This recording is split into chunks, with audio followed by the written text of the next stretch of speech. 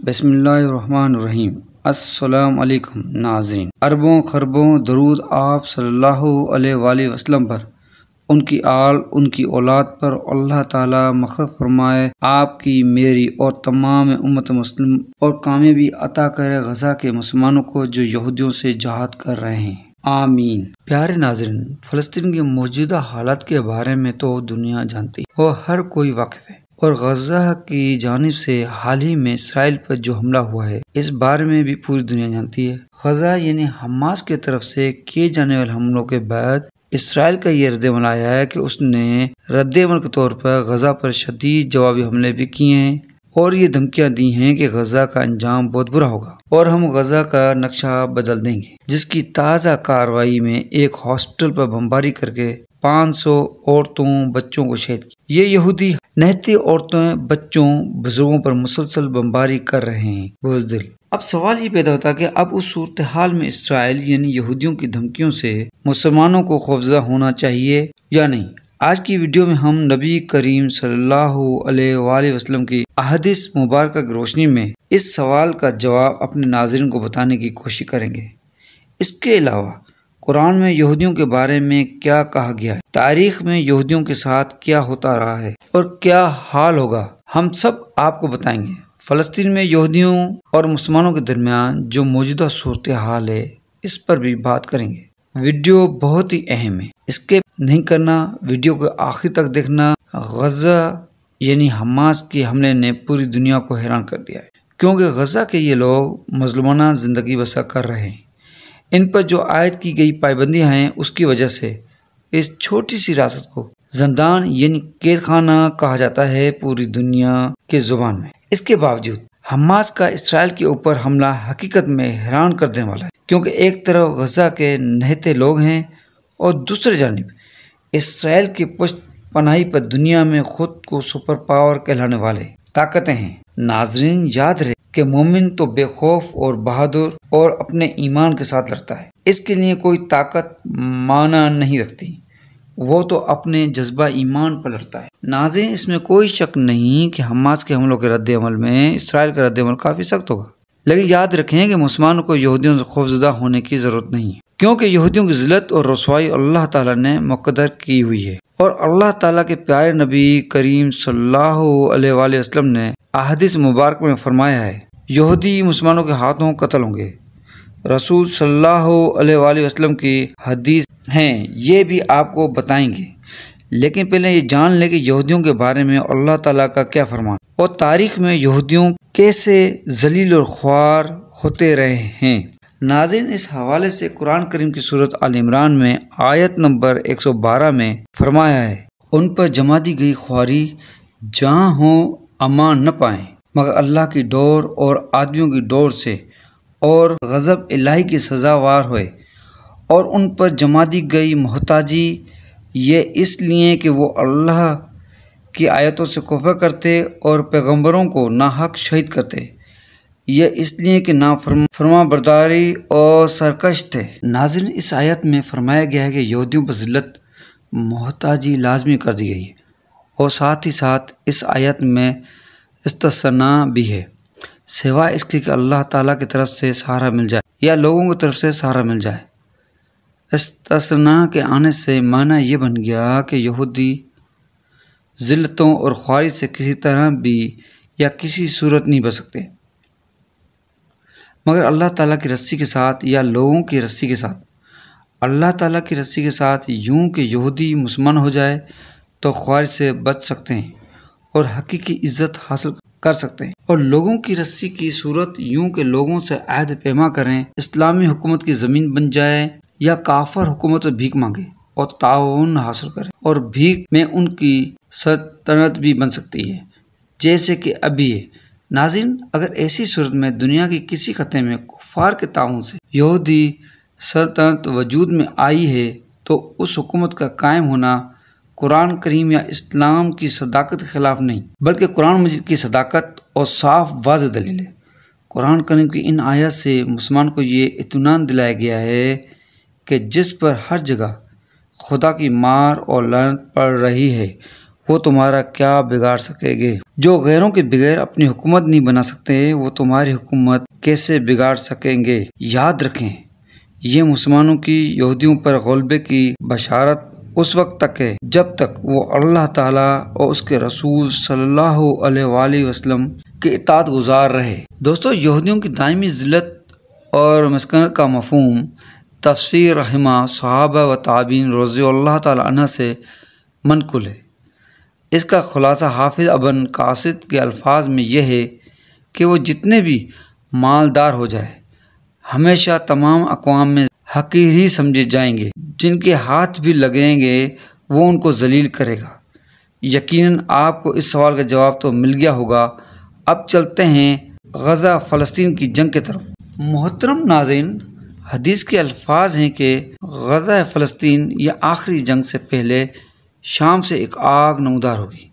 यकीनन उस आग का मतलब शाम से उठने वाली जंग होगी। जंग को आप आग से तशबीह दे सकते हैं, क्योंकि जंग में जो हथियार इस्तेमाल होते हैं वो आतिशी होते हैं, गोला बारूद होता है।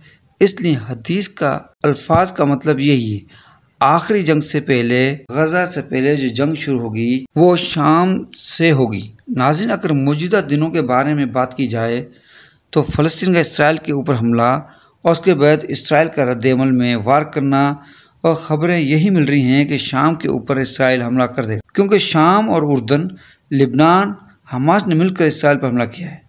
इसलिए इसराइल अपना बदला लेने के लिए फ़लस्तीन के अलावा इन अरब ममालिक पर भी ज़रूर हमला करेगा, जिसमें शाम भी शामिल है। अब इस बारे में बात करते हैं कि शाम से उठने वाली ये जंग कैसे पूरी दुनिया पर छा जाएगी और एक आलमी जंग में तब्दील हो जाएगी। जो लोग सैयदना अंबिया सल्लल्लाहु अलैहि वसल्लम के इल्म अहदीस के दरिया में गोताज़न है, उनके नज़दीक अमन नहीं बल्कि एक तवील खूनरेज़ी और एक बहुत बड़ी जंग हमारी राह देख रही है। ये फितने का दौर है। हज़ूर सल्लल्लाहु अलैहि वसल्लम ने फरमाया, तुम पर 4 फितने आएंगे। पहले फितने में खूनरेज़ी को हलाल समझा जाएगा, दूसरे फितने में खून और माल को हलाल समझाएगा, तीसरे फितने में खून, माल और शर्मगाहों को हलाल समझाएगा, चौथा फितना बहरा, अंधा सब पर छा जाने वाला होगा। वो समंदर की लहरों की तरह ठाठे मारेगा, हत्ता के लोगों में कोई इस फितने से बचने की कोई ठिकाना न होगा। मोहतरम नाज़रीन, अगर आज की दुनिया और आज की हालत को देखा जाए तो फितने का दौर लोगों के माल और खून को हलाल समझा जाने लगा है। कत्ल गारत आम हो गई है, चोरी डकैतियाँ आम हो गई हैं, बेहयाई बढ़ गई है।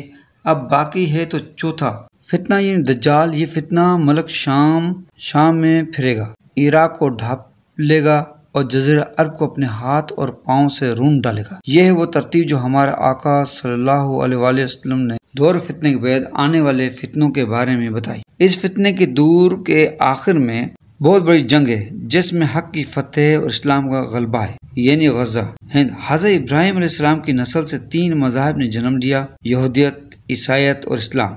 इन तीनों मज़ाहिब के लोग इस जंग में यकीन रखते हैं, लेकिन बहैसियत कौम इस पर ईमान सिर्फ और सिर्फ यहूदियों का है, और उन्होंने इज्तिमाई तौर पर पुख्ता यकीन के साथ उसके लिए हिजरत भी की है।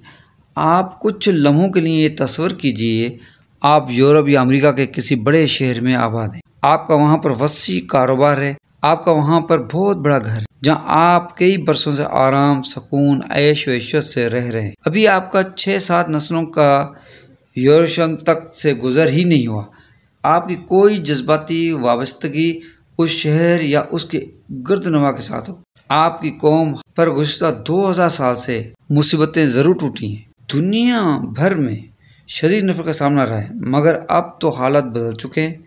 अब तो माली, सियासी, मीडिया तक की कुव्वतें आपके साथ हैं। आपका दुनिया का फैसला करने वाले मराकज़ पर कब्जा है।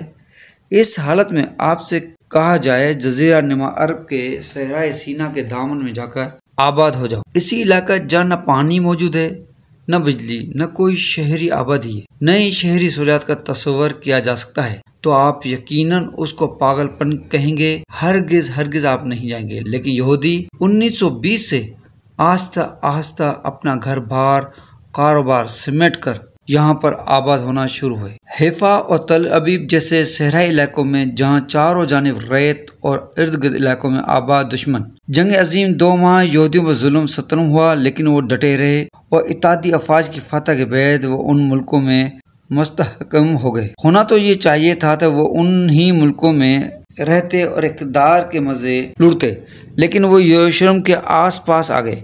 उन्होंने एक खुद मुख्तियार कौमी रियासत बनाई। उसका नाम सेक्युलर नहीं मजहबी रखा। कौमी रियासत तौरात को उसका कानून और आइन करार दिया। रियासत बनते ही पहले अरब इसराइल जंग हुई, लेकिन किसी यहूदी में अदम तहफ़्फ़ुज़ का एहसास पैदा न हुआ। कोई इसराइल छोड़कर नहीं भागा, बल्कि आज दिन तक अमेरिका यूरोप के खुशहाल यहूदियों का वहाँ आने का, वहाँ आबाद होने का सिलसिला जारी है। ये सब यहाँ कारोबार करने या शहर आबाद करने या किसी पुरफ़ज़ा मुकाम में ज़िंदगी गुजारने के लिए जमा नहीं हो रहे। ये एक बहुत बड़ी आलमगीर जंग के लिए जमा हो रहे हैं, जिसके बाद उनको यकीन है कि उनकी एक ऐसी हुकूमत कायम होगी जो पूरी दुनिया पर हुक्मरान होगी और जिसका हेडक्वार्टर यरूशलेम होगा, जहां उनका मसीहा आएगा, यानी एक आंख वाला दज्जाल।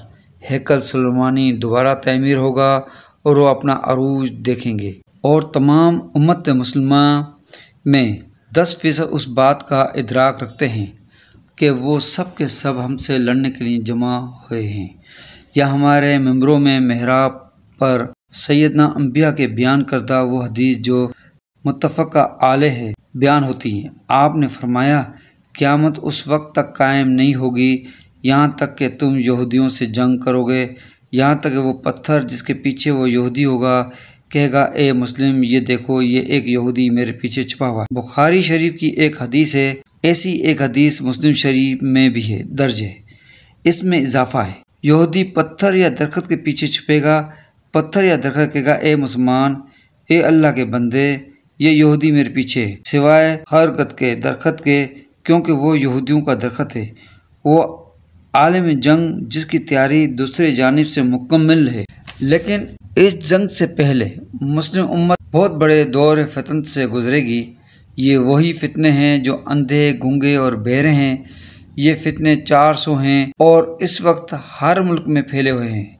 जैसे कि मैंने आपको बताया कि आजकल खून रजी फैली हुई है, कत्ल गारत आम है, चोरी और लूट मार का बाजार गर्म है, शर्म व हया की कोई तमीज़ नहीं। हज़ूर सल्लल्लाहु अलैहि वसल्लम की हदीस का बगौर जायज़ा लिया जाए तो 3 फितने मुकम्मल हो चुके हैं और चौथा बाकी है और अनकरीब वो भी पूरा होने वाला है, क्योंकि यहूदियों ने उसके लिए अपनी तमाम तर इंतज़ामात मुकम्मल कर लिए हैं। अब यकीनन शाम से उठने वाली जंग वो आ गए जिसके बारे में हज़ूर पाक सल्लल्लाहु अलैहि वसल्लम ने फरमाया था कि शाम से एक आग नमदार होगी जो पूरी दुनिया पर छा जाएगी। उम्मीद करते हैं कि आपको हमारी वीडियो पसंद आई होगी। अगर आप हमारे चैनल पर नए हैं तो चैनल को सब्सक्राइब कर दें और घंटी के बटन को ज़रूर दबा दें। अब आपसे इजाज़त चाहते हैं और फिर अगर ज़िंदगी रही तो फिर एक नई वीडियो के साथ मौजूदा हालत के मुताबिक ज़रूर हाज़िर होंगे। दुआ में याद रखिएगा। फ़ी अमानुल्लाह।